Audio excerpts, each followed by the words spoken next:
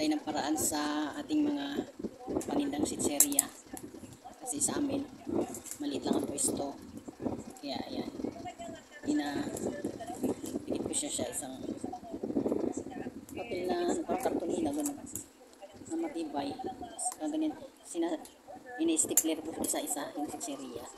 Tapos ayan, inalagay ko sa bakal. Para paglagay ko doon, nandyan lang sila lahat. Tulad niyan. So, hirap. Tigas. Kaya nahirapan din ako mag-stapler. Naman. Ang hirap. Ayan. Ayan na. Dikit ko. Ayan na. Mga natapos ko na. Isa-isa ko pag-dikit.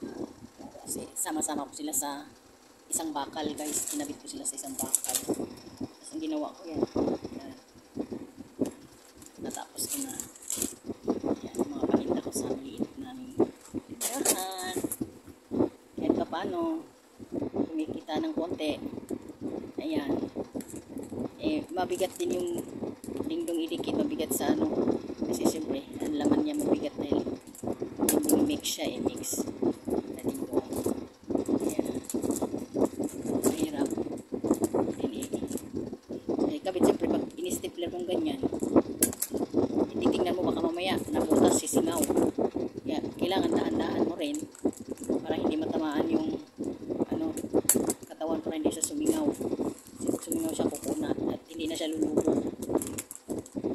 Na siya, pisat na yung katawan pag sumingaw na. Ibig sabihin, yung paninda mo, kukunat na. Kailangan ingatan na huwag masama sa pagsipit, sa pag-stapler. Ang hirap nga, tinan mo naman, hirap na ako mag-stapler. Tigas kasi, ang hirap mapabaon. Yeah. Ay kailangan gawin para magkasya sila doon sa aking pag-displayan. Kahit paano, guys. Ganyan-ganyan lang ang tinda ko. Kahit paano, kumikita man kahit konti. Nakakatulong din sa pang-araw-araw. Salamat sa Diyos at ganun, kumikita pa rin kahit paano.